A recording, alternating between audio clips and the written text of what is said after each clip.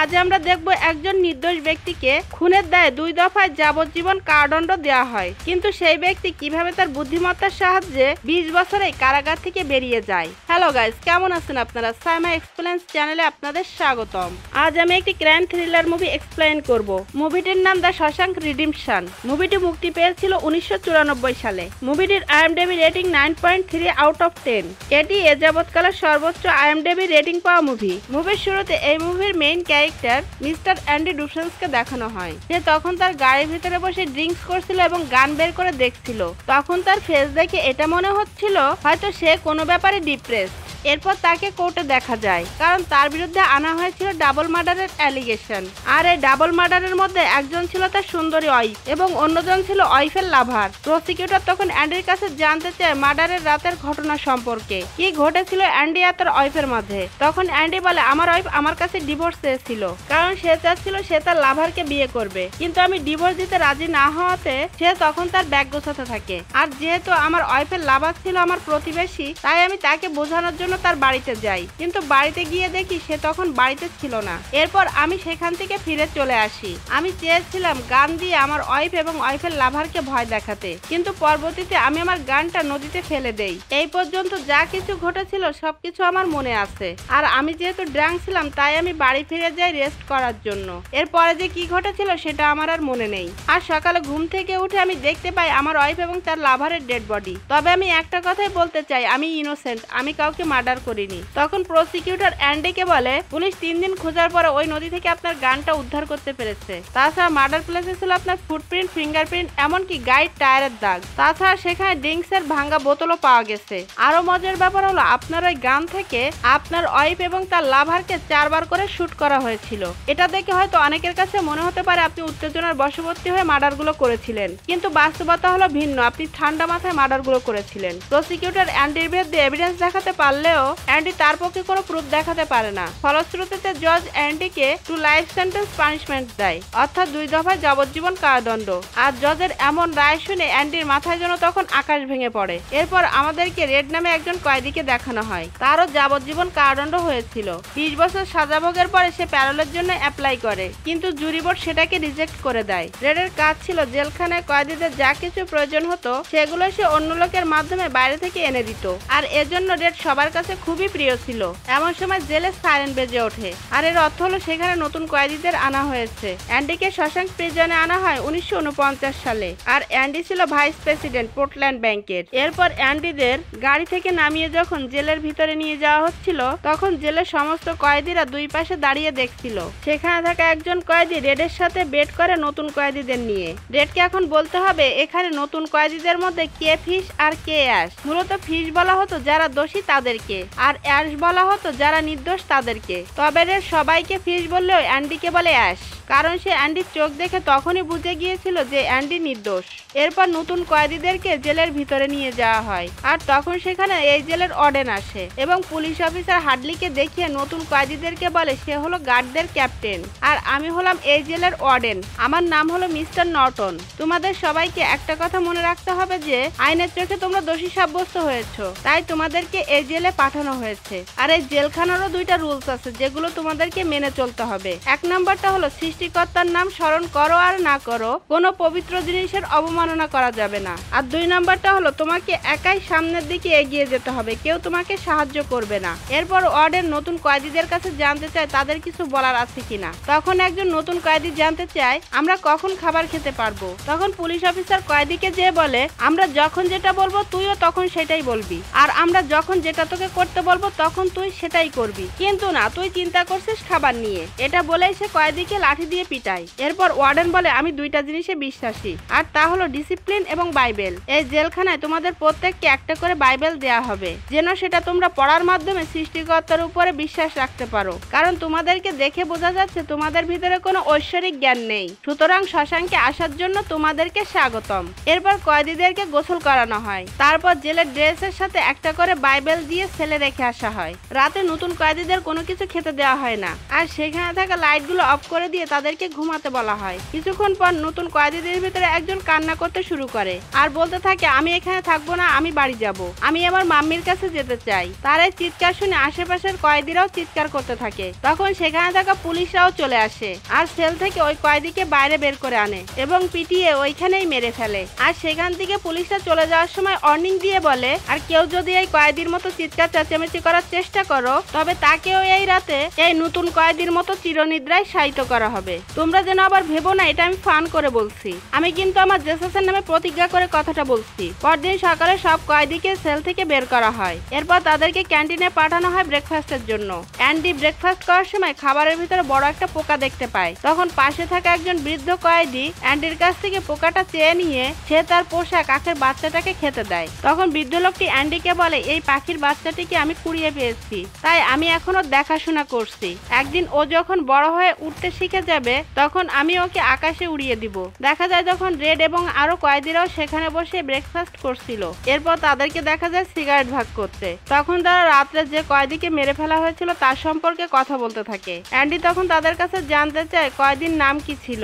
তারা তখন অ্যান্ডিকে বলে, সে কয়েদি তো মারা গেছে, তার নাম জেনে এখন তুমি কি করবে? অ্যান্ডি তখন ওই কয়েদির কথা মনে করে খারাপ লাগে, কেননা কোনো কারণ ছাড়াই তাকে মরতে হলো। অ্যান্ডি যখন গোসল করছিল তখন সেখানে থাকা একজন কয়েদি তাকে ডিস্টার্ব করতে থাকে। অ্যান্ডি তখন ওই কয়েদির ইন্টেনশনটা বুঝতে পেরে সেখান থেকে চলে যায়, কারণ ওই কয়েদি ছিল একজন গে। এরপর অ্যান্ডিকে দেখা যায় জেলখানার লন্ড্রিতে কাজ করতে। এরই মধ্যে অ্যান্ডির 1 মাস হয়ে গেছে জেলখানায়, কিন্তু সে কখনো কারোর সঙ্গে কোনো কথা বলতো না। এমনই একদিন সকালে সব কয়েদিরা যখন জেলখানার মাঠে ছিল তখন অ্যান্ডি রেডের কাছে যেয়ে বলে, আমার নাম অ্যান্ডি। রেড বলে, আমি তোমার সম্পর্কে সবকিছুই জানি, তুমি একজন ব্যাংকার ছিলে আর স্ত্রীকে খুনের দায়ে তোমার জেল হয়েছে। অ্যান্ডি তখন বলে, আমি আমার স্ত্রীকে খুন করিনি। তখন রেড বলে, এখানে তুমি যে কয়েদিকেই জিজ্ঞাসা করো না কেন সেই কয়েদি তোমাকে বলবে সে ইনোসেন্ট। রেড তখন অ্যান্ডিকে বলে, তুমি আমার কাছে কি জন্য এসেছো সেটা বলো। অ্যান্ডি রেডকে বলে, আমি শুনেছি এখানে কোনো কয়েদির বাইরে থেকে কোনো জিনিস আনার দরকার হলে সেটা তুমি আনিয়ে দাও, সেরকম আমাকেও একটা রক হ্যামার তোমাকে বাইরে থেকে আনিয়ে দিতে হবে। রেড তখন অ্যান্ডির কাছে জানতে চায়, রক হ্যামার দিয়ে তুমি কার মাথার খুলি ভাঙবে? অ্যান্ডি রককে বলে, এখানে আমার কোনো শত্রু নেই, তাহলে আমি কার মাথার খুলি ভাঙবো? তবে আমি ছোটবেলায় নুড়ি পাথর দিয়ে অনেক কিছু তৈরি করতে শিখেছিলাম, এখন আমি আবারও চাচ্ছি সেই জিনিসগুলো তৈরি করতে, আর সেই জন্য এখন আমার একটা রক হ্যামারের প্রয়োজন। রেড অ্যান্ডিকে বলে, দাম কিন্তু একটু বেশি পড়বে,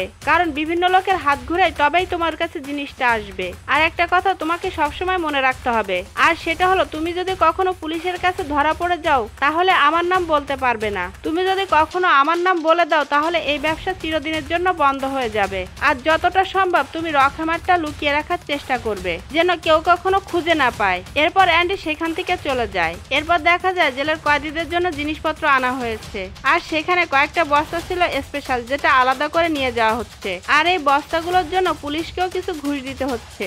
এরপর দেখা যায় বিভিন্ন লোকের হাত বদলের মাধ্যমে অবশেষে রক হ্যামারটা পৌঁছে গেছে অ্যান্ডির হাতে। এরপর অ্যান্ডি যখন লন্ড্রিতে কাজ করছিল তখন সেখানে একজন এসে অ্যান্ডিকে বলে ডিটারজেন্ট পাউডার আনতে। অ্যান্ডি যখন পাউডার আনতে রুমের ভিতরে যে ঢোকে তখন সেখানেও পৌঁছে যায় গের দল, আর অ্যান্ডিকে তখন তারা অনেক পিটায় যেন অ্যান্ডি ভয়ে তাদের কথায় রাজি হয়ে যায়। এভাবে দিনের পরে দিন অ্যান্ডির উপরে গেদের নির্যাতন চলতেই থাকে, কিন্তু অ্যান্ডি সবসময় ব্যস্ত থাকতো তার কাজ নিয়ে। এমনই একদিন ওয়ার্ডেন এসে সব কয়েদিদের এক জায়গায় ডেকে বলে যে জেলখানার ছাদ মেরামতের জন্য তার কিছু লোকের প্রয়োজন। যেসব কয়েদিরা এই কাজ করার জন্য আগ্রহী তারা যেন কাগজে তাদের নাম লিখে গার্ডের কাছে জমা দেয়। রেড তখন সেখানে অ্যান্ডির নামটাও লিখে জমা দেয়, ফলে রেড এবং অ্যান্ডি একসাথে কাজ করার সুযোগ পায়। রেড, অ্যান্ডি এবং অন্যান্য কয়েদিরা যখন ছাদের উপরে কাজ করছিল তখন পুলিশ অফিসার হাডলি তার কলিগদের বলছিল যে মৃত্যুর আগে তার ভাই ছিল মিলিনিয়ার এবং তার ভাইয়ের মৃত্যুর পর হাডলি তার ভাইয়ের কাছ থেকে পাবে $35,000। এদিকে লয়ার হাডলিকে বলেছে যে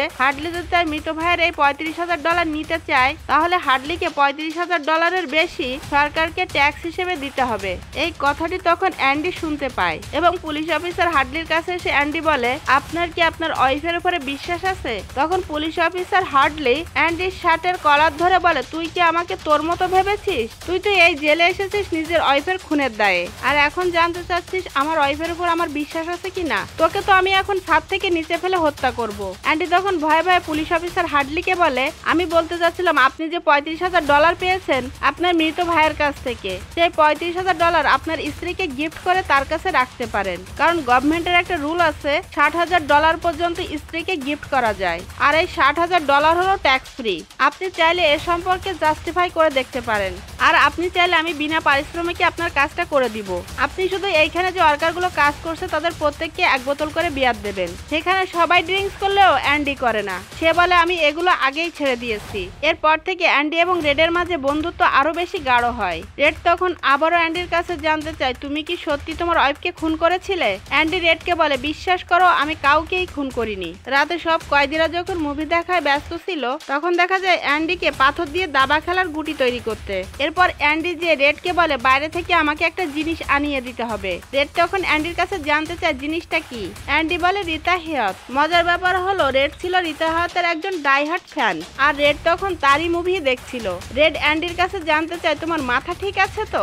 আর সে অ্যান্ডিকে বলে এখন তুমি যাও, 1 সপ্তাহ পরেই তুমি তাকে পেয়ে যাবে। অ্যান্ডি যখন সেখান থেকে তার সেলের দিকে আসছিল তখন আবারও সে গেয়ের দল অ্যান্ডিকে ধরে নিয়ে গণপিটুনি দেয়, আর অ্যান্ডিকে পেটানোর দায়ে গেয়ের লিডার বক্সকে 1 সপ্তাহের জন্য অন্ধকার রুমে আটকে রাখা হয়। এরপর সে ছাড়া পেয়ে অ্যান্ডির ছেলে আসে, তখন সেখানে তার জন্য অপেক্ষা করছিল police officer Hardly. Police officer Hardly বক্সকে এমন ভাবে পিটায় যে পরবর্তীতে তাকে হুইল চেয়ারে বসিয়ে অন্য জেলে ট্রান্সফার করা হয়। এটা সম্ভব হয়েছিল একমাত্র অ্যান্ডির জন্য, কারণ সে পুলিশ অফিসার হার্ডলিকে হেল্প করেছিল। কয়েদিরা কাজ করার সময় যদি কোনো পাথর পেত তাহলে সেগুলো তারা লুকিয়ে অ্যান্ডিকে দিত। এরপর দেখা যায় জেলখানায় অন্য জিনিসপত্রের সাথে রিতা হেয়াতের ছবির পোস্টারও চলে এসেছে, আর সেটা অ্যান্ডির হাতেও পৌঁছে গেছে। অ্যান্ডি মূলত রেডকে রিতা হেয়াতের পোস্টার আনিয়ে দিতে বলেছিল, সশরীরে রিতা হেয়াতকে না। এরপর দেখা যায় সেখানে ওয়ার্ডেন এসেছে প্রত্যেকটা সেল সার্চ করতে। তখন ওয়ার্ডেন অ্যান্ডিকে বাইবেল পড়তে দেখে খুশি হলেও রিতা হেয়াতের পোস্টার দেখে জানতে চায় এটা এখানে কেন।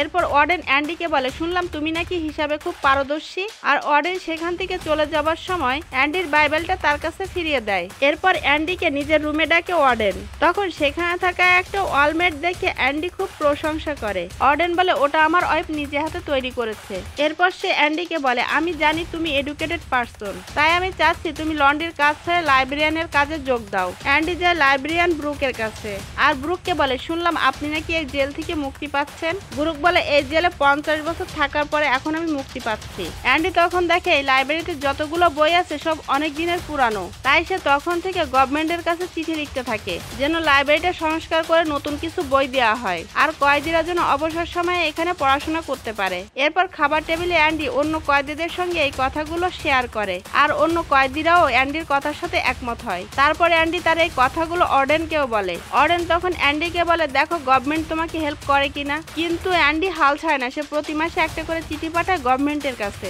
আর সবসময় সে এই ব্যাপারে খোঁজ নিতে থাকে। এরপর অ্যান্ডিকে দেখা যায় অর্ডেন থেকে শুরু করে কয়েদিদের পর্যন্ত তাদের ট্যাক্সের হিসাব করে দিতে, আর সেখানে কাজের চাপ বেশি হওয়াতে রেডকেও সঙ্গে নেয় অ্যান্ডি। কিন্তু এত কাজের পরেও গভর্নমেন্টকে চিঠি লিখতে ভোলে না অ্যান্ডি। একদিন রেড এবং অ্যান্ডি বসে গল্প করছিল, তখন সেখানে একজন কয়েদি এসে রেড এবং অ্যান্ডিকে ডেকে নিয়ে যায় লাইব্রেরিতে। ব্রুক তখন একজন কয়েদির গলায় ছুরি ধরে আছে, আর ব্রুক বলে এই জেলখানাতে আমি 50 বছর আছি, এখন আমি এই জেলখানা ছেড়ে বাইরে যেতে চাই না, প্রয়োজন হলে আমি আরো একজনকে খুন করে এই জেলেই থেকে যাব। এরপর অ্যান্ডি ব্রুককে বুঝিয়ে বলে, তারপরে ব্রুক শান্ত হয়। এরপর দেখা যায় অন্যান্য কয়েদিরাও মাঠে বসে ব্রুককে নিয়ে আলোচনা করছে যে 50 বছর এই জেলখানায় থাকার পরে এখন সে বাইরে যেয়ে কি করবে। এরপর ব্রুক তার পোশাক আটটাকে মুক্ত করে দেয় এবং নিজেও মুক্ত হয়ে জেল থেকে বাইরে চলে আসে। কিন্তু এতদিন পরে বাইরে এসে ব্রুক এই পরিবেশের সঙ্গে তাল মিলিয়ে চলতে পারে না। তাছাড়া এই বৃদ্ধ বয়সে তাকে সঙ্গ দেওয়ারও কেউ ছিল না, ফলে ব্রুক ডিপ্রেসড হয়ে সুইসাইড করে। আর সুইসাইড করার আগে সে রেডের কাছে একটা চিঠি লিখে রেখে যায়। চিঠি পড়ে সব কয়েদিদের ব্রুকের জন্য খারাপ লাগতে থাকে। তখন তারা ভাবতে থাকে এমন একটা দিন আমাদের জীবনেও আসবে। এরপর দেখা যায় অ্যান্ডি যা কিছু গভর্নমেন্টের কাছে চেয়েছিল সবকিছুই চলে এসেছে। তখন অ্যান্ডি এইগুলো দেখে ভীষণ খুশি হয়, আর গভর্নমেন্টের পক্ষ থেকে অ্যান্ডিকে একটা চিঠি লেখা হয়েছে। সেখানে লেখা ছিল তুমি যা কিছু চেয়েছিলে সবকিছু পাঠিয়ে দিলাম, দয়া করে এবার আমাদের কাছে চিঠি লেখা বন্ধ করো। এরপর অ্যান্ডি দেখে কিছু গানের ডিস্ক পাঠিয়েছে তারা। তখন অ্যান্ডি রুমের দরজা লক করে লাউডলি গান বাজাতে থাকে যেন এই জেলে থাকা সমস্ত কয়েদি এই গান শুনতে পায়। অর্ডেন তখন অ্যান্ডির এমন কাজে বিরক্ত হয়ে লাইব্রেরিতে চলে আসে। আসে আর পুলিশ অফিসার হাড্ডিকে নির্দেশ দিয়ে বলে গ্লাস ভেঙে দরজাটা খুলতে। আর এই কাজের জন্য অ্যান্ডিকে 2 সপ্তাহের জন্য অন্ধকার রুমে আটকিয়ে রাখতে বলে। 2 সপ্তাহ পরে অ্যান্ডি যখন ছাড়া পেয়ে কয়েদিদের সাথে যখন খেতে বসে, তখন অ্যান্ডির এই দুঃসাহসিকতার জন্য অ্যান্ডিকে তারা ধন্যবাদ জানায়। রেড বলে অ্যান্ডির এই দুঃসাহসিকতার জন্য তাকে 2 সপ্তাহ অন্ধকার রুমে থাকতে হয়েছে। তখন অ্যান্ডি বলে এই জেলখানাতে থাকতে থাকতে আমরা আমাদের নিজেদের বৈশিষ্ট্যই হারিয়ে ফেলেছি। এরপর আবারও দেখা যায় রেডকে জুরি বোর্ডে ডাকা হয়েছে মজা করার জন্য, অর্থাৎ সে যে প্যারোলের জন্য অ্যাপ্লাই করেছিল সেটা রিজেক্ট করে দেওয়া হয়েছে। অ্যান্ডি তখন রেডের কাছে জানতে চায় তুমি এই জেলে কত বছর আছো। রেড তখন বলে 30 বছর হয়ে গেছে। অ্যান্ডি তখন রেডের মন খারাপ দেখে তাকে একটা মাউথ অর্গান গিফট করে আর রেডকে বলে সেটা বাজাতে। রেডেরও অ্যান্ডির দেওয়া মাউথ অর্গানটা খুব পছন্দ হয়। এরপর অ্যান্ডি যখন তার সেলে আসে সে তখন একটা নতুন পোস্টার দেখতে পায় যেটা রেড তার জন্য এখানে রেখে গেছে। অ্যান্ডিও তখন পোস্টারটা অলে লাগিয়ে তার দিকে তাকিয়ে বসে থাকে।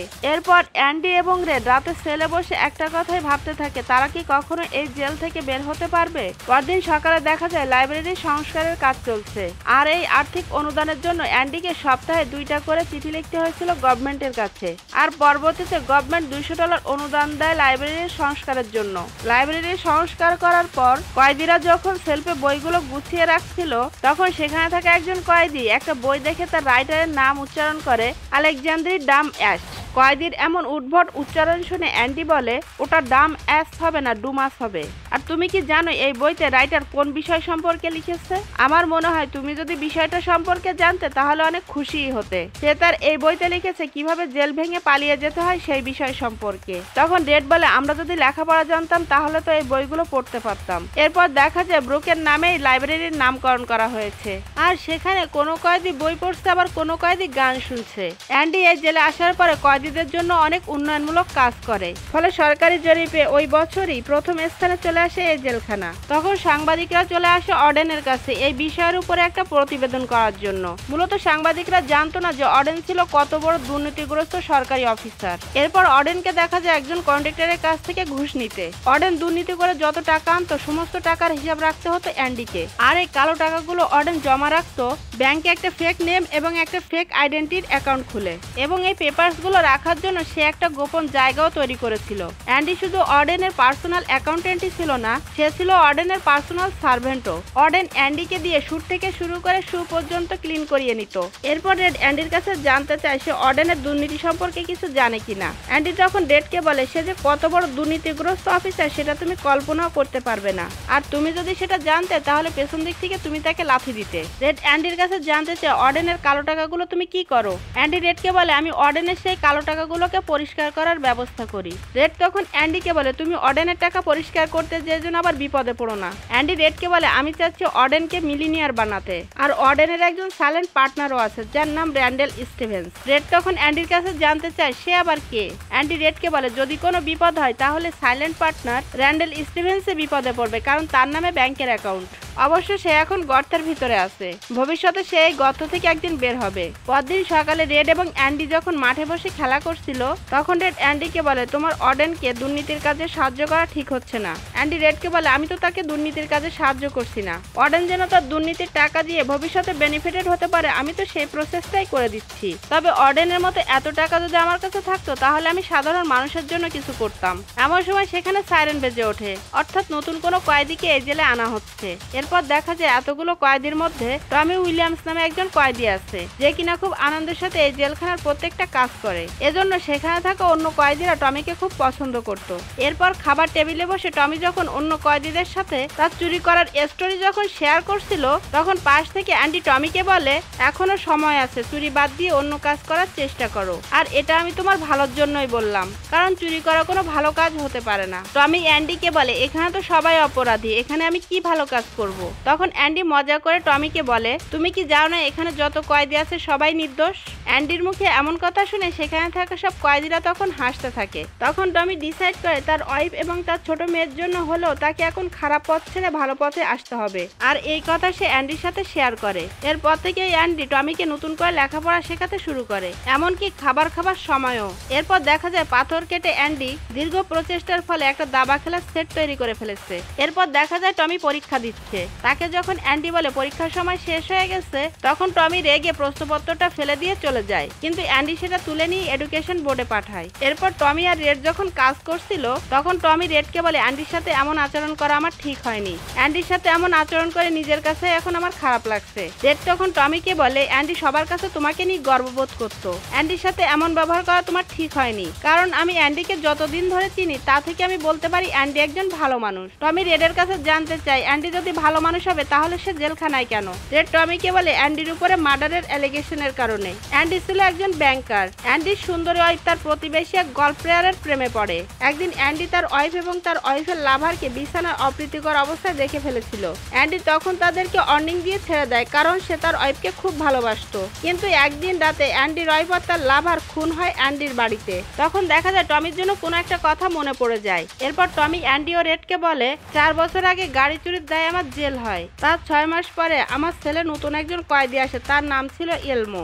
একদিন এলমো আমাকে বলে সে একটা বাড়িতে চুরি করতে যায়। তখন বেডের উপরে ঘুমাচ্ছিল একজন গল্ফ প্লেয়ার ও তার প্রেমিকা। আমার কারণে তখন তাদের ঘুম ভেঙে যায়, আর তখন আমি তাদের দুজনকেই শুট করে মেরে ফেলি। তবে মজার ঘটনাটা ছিল এই যে ওই গল্ফ প্লেয়ারের প্রেমিকার হাজবেন্ড ছিল একজন ব্যাংকার। আর এই কথা শোনা মাত্র অ্যান্ডি চলে যায় অর্ডেনের কাছে, আর অর্ডেনকে সে টমির কাছ থেকে শোনা কথাগুলোই বলে। কিন্তু অর্ডেন অ্যান্ডির কোনো কথাই বিশ্বাস করতে চায় না। তখন অ্যান্ডি অর্ডেনকে বারবার রিকোয়েস্ট করতে থাকে যেন অর্ডেন টমির কাছ থেকে সব কথাগুলো শোনে, আর অ্যান্ডির শাস্তি কিছুটা হলেও যেন কম হয়। এই কথা শুনে অর্ডেন অ্যান্ডির উপরে আরো বেশি রেগে যায়। অ্যান্ডি অর্ডেনকে থ্রেট করে বলে আমি কিন্তু আপনার মানি লন্ডারিং এর ব্যাপারে অভিযোগ করব। এই কথা শুনে অর্ডেন তার পুলিশ অফিসারদের নির্দেশ দেয় অ্যান্ডিকে নিয়ে যেন তারা অন্ধকার রুমে আটকে রাখে 1 মাসের জন্য। এরপর অ্যান্ডির এই শাস্তির কথা শুনে টমি বলে আমারই ভুল হয়েছে তাকে এই কথাগুলো বলা। তখন সেখানে থাকা অন্য কয়েদিরাও রেডের কাছে জানতে চায় অ্যান্ডি নির্দোষ কিনা। তখন রেড বলে আমার মনে হয় অ্যান্ডি সত্যিই নির্দোষ। তখন অন্য কয়েদি রেডের কাছে জানতে চায় অ্যান্ডি কত বছর এই জেলে আছে। রেড বলে অ্যান্ডি এই জেলে 19 বছর আছে। এরপর দেখা যায় সেখানে টমির সার্টিফিকেট চলে এসেছে এবং টমির রেজাল্ট C+। এরপর গার্ড অ্যান্ডিকে খাবার দেওয়ার সময় টমির রেজাল্টটাও তাকে জানিয়ে দেয়। টমি যে পাশ করেছে একথা শুনে অ্যান্ডি খুব খুশি হয়। এরপর একজন গার্ড এসে টমিকে ডেকে নিয়ে যায় অর্ডেনের কাছে।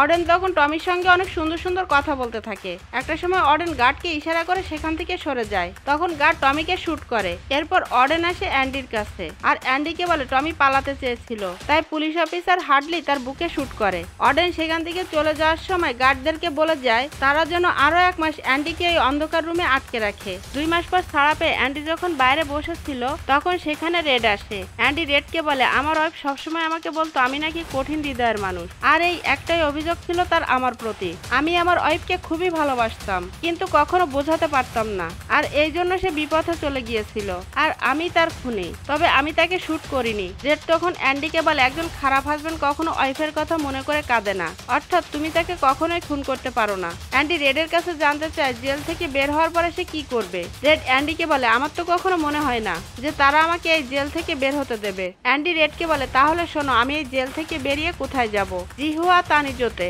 আর এই জায়গাটা হলো মেক্সিকোতে, প্রশান্ত মহাসাগরের পাশে ছোট্ট একটা জায়গা। মেক্সিকোর লোকজন বলে জায়গাটা এত সুন্দর যে তুমি যদি সেই জায়গাটা দেখো তাহলে তুমি তোমার অতীতের স্মৃতিগুলো সব ভুলে যাবে। অ্যান্ডি বলে আমি চাই আমার বাকি জীবনটা সেখানেই কাটিয়ে দিতে, আর সেখানে আমার একটা ছোট্ট হোটেল থাকবে আর কয়েকটা ছোট নৌকাও থাকবে, আর সেই নৌকাতে চড়ে আমি সমুদ্রে মাছ ধরবো, কিন্তু আমি জানি না এখান থেকে কিভাবে আমি সেখানে যাব। রেড তখন অ্যান্ডিকে বলে আমিও বলতে পারবো না, তবে আমি এটা বলতে পারি হয়তো তোমার মেক্সিকো যাওয়ার স্বাদ কখনোই পূর্ণ হবে না। অ্যান্ডি রেডকে বলে মৃত্যুর পরে তো সব জায়গাতেই যাওয়া সম্ভব তাই না, তাহলে না হয় আমি মৃত্যুর পরেই যাব। অ্যান্ডির মুখে এমন কথা শুনে রেড কিছুটা ভয় পেয়ে যায়, আর অ্যান্ডিকে পিছন দিক থেকে ডাকতে থাকে। অ্যান্ডি তখন ঘুরে আবারও রেডের কাছে আসে। এরপর সে রেডকে বলে এই জেলখানা থেকে তুমি যদি বের হতে পারো তাহলে কি আমাকে একটা হেল্প করবে। রেড বলে যে কোনো ব্যাপারেই আমি তোমাকে হেল্প করব।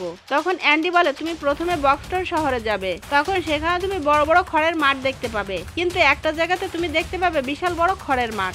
এরপর সেখান দিয়ে হেঁটে তুমি ভিতরের দিকে যাবে, আর সেখানে একটা লম্বা পাথরের দেয়াল দেখতে পাবে এবং তার দক্ষিণ পাশে একটা ওক গাছ গাছ আছে, সেখানে রবার্ট ফ্রস্টারের একটা কবিতাও লেখা আছে। ওইখানটাতে আমি আমার ওয়াইফকে বিয়ের জন্য প্রপোজ করেছিলাম, আর বিয়ের পরে আমরা সেখানে যেয়ে মাঝে মাঝে পিকনিকও করতাম। রেড, তুমি আমাকে প্রমিস করো তুমি অবশ্যই সেই জায়গাটা খুঁজে বের করবে। সেখানে থাকা অলের ভিতরে তুমি একটা কালো পাথর দেখতে পাবে, আর ওই পাথরের নিচে আমি একটা জিনিসকে কবর দিয়ে রেখেছি। তোমার কাজ হবে ওই কবরটাকে খুঁড়ে জিনিসটাকে বের করে দেখা। এরপর খাবার টেবিলে অ্যান্ডিকে না দেখতে পেয়ে রেড তখন অন্য কয়েদিদেরকে বলে অ্যান্ডি ইদানিং উদ্ভট কথা বলছে। তখন একজন কয়েদি বলে তার উপরে আমাদের খেয়াল রাখা উচিত, এখন সে বাইরে কম আসে, সেলের ভিতরেই বেশি সময় থাকে। তাছাড়া সে 6 ফিট লম্বা একটা দড়ি খুঁজছিল, সেও আবার ব্রুকের মতো সুইসাইড করবে না তো? তখন অন্য একজন কয়েদি বলে অ্যান্ডি কখনোই এমন কাজ করবে না। তখন রেড বলে আমি জানি না, তবে মানুষ যখন লাইফের উপর ডিপ্রেসড হয়ে পড়ে তখনই কেবল সে এমন সিদ্ধান্ত নিতে পারে। এরপর দেখা যায় অ্যান্ডি আবারও ওয়ার্ডেনের কাজ করে দিচ্ছে।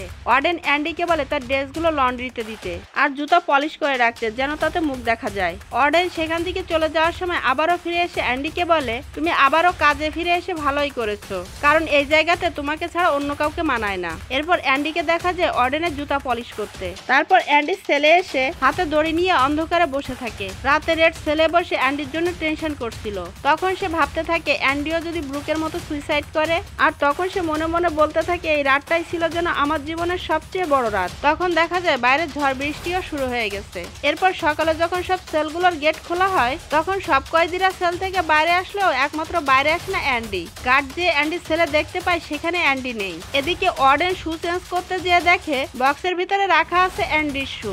এমন সময় সাইরেন বেজে ওঠে। এরপর ওয়ার্ডেন আসে অ্যান্ডির সেলে, আর তখন সে গার্ডকে বলে অ্যান্ডি তো সেলের লাইট অফ হওয়ার পরেও এখানে ছিল, এখন যাও আর ব্রেকফাস্টের আগে অ্যান্ডিকে খুঁজে নিয়ে আসো। এরপর ওয়ার্ডেন রেডকে নিয়ে আসতে বলে অ্যান্ডির সেলে, আর রেডের কাছে জানতে চাওয়া হয় অ্যান্ডি কোথায়। রেড বলে আমি কি করে জানবো যে সে কোথায়। ওয়ার্ডেন বলে আমি সারাদিন দেখি তোমরা দুজন একসাথেই থাকো, আর এখন তুমি বলছো তার সম্পর্কে তুমি কিছুই জানো না, এটাও আমাকে বিশ্বাস করতে হবে? তাহলে কি আমি এই অলে থাকা পোস্টারগুলোর কাছে জিজ্ঞাসা করবো যে সে কোথায়? সব জায়গায় তো ঠিকঠাক আছে, তাহলে কি সে বাতাসের সাথে মিশে গেছে? আমি এখন বুঝতে পেরেছি এগুলো সবই তোমাদের ষড়যন্ত্র। এরপর ওয়ার্ডেন রেগে অ্যান্ডি রাখা পাথরগুলো রেডের দিকে ছুটতে থাকে। এমন সময় একটা পাথর পোস্টার ভেদ করে ভিতরে ঢুকে যায়, আর তখন ওয়ার্ডেন তার ভিতরে হাত ঢুকিয়ে দেয়। তখন ওয়ার্ডেন সহ সেখানে থাকা সবাই যেটা দেখতে পায়, হয়তো এমন দৃশ্য দেখার জন্য এখানের কেউই প্রস্তুত ছিল না। এরপর দেখা যায় গাড়ি নিয়ে অ্যান্ডিকে খোঁজা হচ্ছে, এমনকি সেখানে থাকা নালা নর্দমাতেও। 1966 সালে অ্যান্ডি এই জেল থেকে পালাতে সক্ষম হয়, আর জেলের নালার ভিতরে একটা টর্চ লাইট এবং তার ড্রেস খুঁজে পাওয়া যায়। এমনকি সেখানে একটা সাবানও খুঁজে পাওয়া যায়। সেখানে থাকা কেউই বিশ্বাস করতে পারেনি যে মাত্র 6 থেকে 7 ইঞ্চি লম্বা একটা রক হ্যামার দিয়ে 600 বছরের পুরাতন অল এবং টানেল ভাঙা সম্ভব। আর এই কাজটি করতে অ্যান্ডির লেগেছিল 20 বছরেরও কম সময়। অ্যান্ডি জিওলজির বই পড়তে খুব পছন্দ করত, আর তার সেই নলেজটা সে অ্যাপ্লাই করেছিল এই জেলখানাতে। এরপর দেখা যায় সে কিভাবে পাথর কাটতো এবং সেগুলোকে বাইরে নিয়ে আসতো। এরপর দেখা যায় অ্যান্ডি কিভাবে তার পেপারসগুলো অর্ডেনের পেপারসের সাথে এক্সচেঞ্জ করে, এমনকি সে অর্ডেনের শুট এবং শুও এক্সচেঞ্জ করে নিয়ে আসে। রাতের অন্ধকারে অ্যান্ডি তার সমস্ত জিনিসপত্র গুছিয়ে নেয় আর টানেলের ভিতর দিয়ে বাইরে চলে আসে এবং বজ্রপাতের শব্দকে কাজে লাগিয়ে টয়লেটের আউটলাইনের পাইপটা ভেঙে ফেলে এবং তার ভিতর দিয়েই বাইরে চলে আসে। পরদিন সকালে অ্যান্ডি সমস্ত ব্যাংক থেকে $3,70,000 তুলে নেয়, যেটা কিনা ছিল অর্ডেনের কালো টাকা। আর ব্যাংক কর্তৃপক্ষকে সে অর্ডেনের দুর্নীতির যত এভিডেন্স ছিল সেইগুলো রেখে আসে। পরদিন সকালে নিউজ পেপারে অর্ডেন তার কৃতকর্মের একটা ফিরিস্তি দেখতে পায়, আর তখন সে শুনতে পায় সেখানে পুলিশ আসছে। অর্ডেন লকার খুলে দেখতে পায় সেখানে তার পেপারসের বদলে বাইবেল রাখা আছে। পুলিশ এসে প্রথমে পুলিশ অফিসার হার্ডলিকে অ্যারেস্ট করে। এরপর তারা যায় অর্ডেন নর্টনের কাছে, কিন্তু অর্ডেন তখন তার রুমের দরজা লক করে রেখেছিল। অর্ডেন তখন অ্যারেস্ট হওয়ার ভয়ে সুইসাইড করে। কিছুদিন পর রেডের কাছে একটা পোস্ট কার্ড আসে। রেড তখন সেটা ম্যাপের সাথে মিলিয়ে দেখে এটা একটা বর্ডার সাইড, যে রাস্তা দিয়ে অ্যান্ডি তার স্বপ্নের জায়গায় পৌঁছে গেছে। এরপর থেকে রেড অ্যান্ডির শূন্যতা একটু একটু করে উপলব্ধি করতে থাকে, কারণ একমাত্র অ্যান্ডি ছিল তার বেস্ট ফ্রেন্ড। আর জেলের সব কয়েদিও জেনে যায় অর্ডেনের সমস্ত দুর্নীতির কথা। এরপর দেখা যায় আবারও রেডকে ডাকা হয়েছে জুরি বোর্ডে। রেড তখন জুরিদেরকে উদ্দেশ্য করে বলে আমি জানি এখান থেকে আমি কখনোই ছাড়া পাবো না, কারণ আমার একটা ছোট অপরাধের জন্য এই জেলখানাতে আমাকে 40 বছর থাকতে হয়েছে। আর প্রতিবার যখন আমি প্যারোলের জন্য অ্যাপ্লাই করেছি সেটাও রিজেক্ট করা হয়েছে। আর প্রত্যেকবারই জুরি বোর্ড আমার কাছে একটা কথাই জিজ্ঞাসা করতো, আর সেটা হলো আমি বাইরে দিয়ে আবার নতুন করে ক্রাইম করব কিনা। তবে আমি জুরি বোর্ডের কাছে একটাই প্রশ্ন করতে চাই, আর সেই ক্রাইম করার মতো বয়স আমার কি এখনো আছে? রেডের মুখ থেকে এমন কথা শুনে জুরি বোর্ড রেডের প্যারোল অ্যাপ্রুভ করে। এরপর রেড চলে যায় সেই রুমে যে রুমে ব্রুক থাকতো, আর প্রফেশন হিসেবে রেড সেই কাজটাই বেছে নেয় যে কাজটা ব্রুক বুক করতো। তখন দেখা যায় রেড তার বসের কাছে পারমিশন চাচ্ছে ওয়াশরুমে যাওয়ার জন্য। তখন বস রেডকে কাছে ডেকে বলে, আমার কাছে পারমিশন চাওয়ার দরকার নেই, তোমার যখনই প্রয়োজন হবে তুমি তখনই ওয়াশরুমে যাবে। তখন রেড বলে 40 বছরের অভ্যাস তো আর এত সহজে ছাড়া যায় না। রেড যখন তার কাজ শেষ করে বাসায় ফিরছিল, তাকে তো আবারও প্যারোলের সময় শেষ হলে জেলে যেতে হবে, কিন্তু সে যে অ্যান্ডিকে কথা দিয়েছিল সেই কাজটা তো জেলে ফিরে যাওয়ার আগে তাকে করতে হবে। আর তখনই সে খুব ভালোভাবে উপলব্ধি করতে পারে কেন ব্রুক সুইসাইড করেছিল। একাকিত্ব ব্রুকের মতো রেডকেও গ্রাস করছিল। রেডও একটা কম্পাস কিনে এনেছিল অ্যান্ডির বলা সেই জায়গায় যাওয়ার জন্য। পরদিন সকালে রেড পৌঁছে যায় সেই বক্সটনে আর খুঁজতে থাকে অ্যান্ডির বলা সেই জায়গাটাকে। একসময় রেড সেই জায়গাটাকে খুঁজে পায়। এরপর রেড পাথরের দেয়ালের মাঝে কালো পাথরটি খুঁজতে থাকে। এমন সময় সে কালো পাথরটি দেখতে পায় এবং তার নিচে মাটি খুঁড়ে সে একটা বক্স দেখতে পায়। আর বক্সের ভিতরে ছিল কিছু টাকা এবং একটা চিঠি। অ্যান্ডি চিঠিতে লিখেছে রেড যেন তার কাছে যায়। আর অ্যান্ডি রেডের জন্য দাবার গুটি তৈরি করে রেখেছে, কারণ অ্যান্ডি আর রেড একসাথে দাবা খেলবে। এরপর সেখান থেকে ফিরে রেড তার ব্যাগ গুছিয়ে নেয়। ব্রুক এই রুমের ওয়ালে লিখেছিল ব্রুক এখানেই ছিল, আর তার পাশে রেড লেখে সেও এখানে ছিল। রেড বলে, জীবন আমাকে দ্বিতীয়বার সুযোগ দিয়েছে আর আমি সেই সুযোগটাকেই কাজে লাগাতে চাই। এরপর রেড বাসে যেতে থাকে অ্যান্ডির কাছে। অবশেষে রেড পৌঁছে যায় তার বেস্ট ফ্রেন্ড অ্যান্ডির কাছে। আর অ্যান্ডি রেডকে দেখতে পেয়ে আনন্দে তাকে বুকে জড়িয়ে ধরে। এই অসাধারণ মুভিটি এখানেই শেষ হয়ে যায়। So that's all for today. আশা করি এই মুভিটি আপনাদের অনেক ভালো লাগবে। আর যদি ভালো লাগে তাহলে অবশ্যই একটা লাইক দিবেন আর এই মুভি সম্পর্কে অবশ্যই কমেন্ট করবেন। এমনই আরো ইন্টারেস্টিং মুভির এক্সপ্লেন পেতে আমার চ্যানেলটিকে সাবস্ক্রাইব করে রাখতে পারেন। আল্লাহ হাফেজ।